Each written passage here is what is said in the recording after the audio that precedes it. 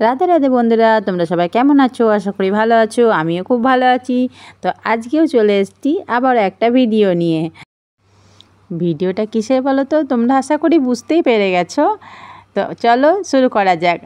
আজকে ছিল অন্নদা একাদশী, তারই ভিডিও নিয়ে চলে এসেছি। দেখো, সকালবেলায় আমি গোপু সোনাদেরকে সবাইকে স্নান করিয়ে আর প্রথমেই একটা মালা গেঁথে নিয়েছি, তোমরা দেখলেই। তো গোপু সোনাদেরকে স্নান করিয়ে সব কাপড় জামা পরিয়ে রেডি করে নিচ্ছি। এখন একটু আমি মিছরির ভোগ লাগিয়ে দেব, তারপরে ভোগের প্রসাদ রান্নাটা পুরোটা তোমাদের সাথে শেয়ার করেছি।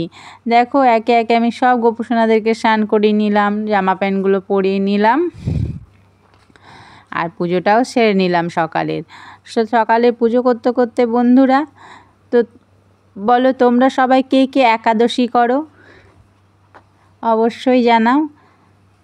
আর একাদশীতে কে কী মানে প্রসাদ গ্রহণ করো সেটা অবশ্যই বলবে কমেন্টে। তো দেখো বন্ধুরা, এখন হয়ে গেছে গোপু সোনাদের সব রেডি, আর আমি পুজোটাও সেরে নেব এবার।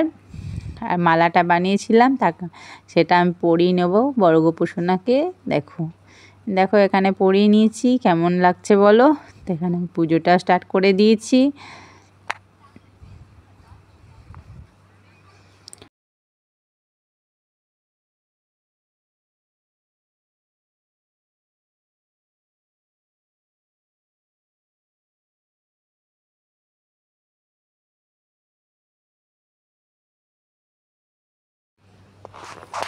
এখানে আরতিটাও করে নিলাম। আরতিটা করে নেবার পর এবার ভোগ লাগাবার পালা।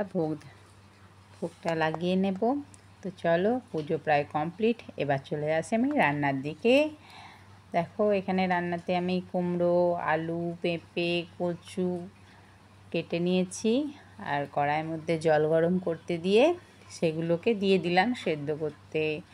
তার মধ্যে একটু কাঁচা লঙ্কা ছিঁড়িয়ে দিলাম, সেদ্ধ লবণ দিয়ে নিলাম, স্বাদ মতো মিষ্টি দিয়ে একটু আদা বাটা আর একটু গোলমরিচ বাটা দিয়ে আমি এটাকে সেদ্ধ করতে ঢেকে দিলাম। তো এটা সেদ্ধ হয়ে যাক, ততক্ষণ আমরা এটা বাদাম বাটা দিয়ে করব। তো বাদামটাকে বেটে নিই। বাদামটা বেটে নেওয়া হয়ে গেছে, এটাও সেদ্ধ হয়ে গেছে। এবার এটাকে মিক্স করে একটু ফুটিয়ে দেবো বাদামটা দিয়ে। আর একটু ফুটিয়ে নেবার পর এক চামচে করে ঘি দিয়ে তরকারিটা নামিয়ে নেব। ঘিটা দিয়ে নাড়িয়ে নেব আর নাড়িয়ে তরকারিটা নামিয়ে দেবো। দেখো, ঘি দিয়ে নিলাম, এবার নামিয়ে নিচ্ছি। তো ব্যাস, এই তরকারিটা হয়ে গেছে আমার কমপ্লিট। এবার করব আমি একটু সাবুর পোলাও করব।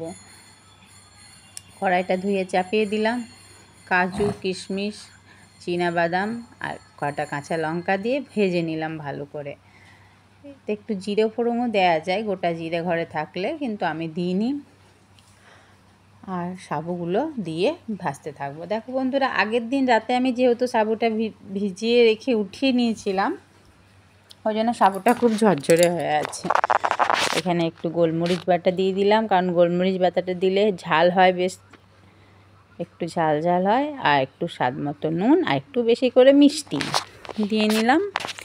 এবার ভালো করে ভেজে নিয়ে এটাকেও নামিয়ে নেব। আজ বেশি কিছু করিনি, এই সাবুর পোলাওটা করেছি আর এরকমভাবে তরকারি একটা করে নিলাম আর একটু সাবু মাখা করব। সাবুটাকে কি দিয়ে মেখে নিলাম দেখো, কলা ছিল, কলা দিয়ে আর একটু আপেল কুচি দিয়ে প্রথমে ভালো করে চিনি দিয়ে চটকে মেখে নেব। তারপর একটু আমি আমুল গুঁড়ো দুধ দিয়ে সাবুটাকে দিয়ে মেখেছি আজকে। প্যাকেট দুধটা ভালো লাগে না খেতে, ওই জন্য আমুলের গুঁড়ো দুধটা নিয়ে নিয়েছি এখানে। ব্যাস হয়ে গেল। এবার ভগবানের ভোগের থালাটা আমি সাজিয়ে নেব। তো ভগবানের ভোগের থালাটা সাজিয়ে নিয়েছি। এবার চলে যাব আমি ওপরে ভোগ লাগাতে ভগবানকে। তো দেখো, এখানে ভগবানের ভোগের থালা সাজিয়ে নিয়ে চলে এসেছি। দুটো কলা কুচি করে দিয়েছি, তার সাথে আপেল কেটে আর সাবুর পোলাও তরকারি আর সাবু মাখা। তো এখানে দেখো, সব ঠাকুরদের দর্শন করে নাও আবার একবার। আমি ভোগটা নিবেদন করে দিলাম তুলসী পাতা গঙ্গা জল দিয়ে নিয়ে।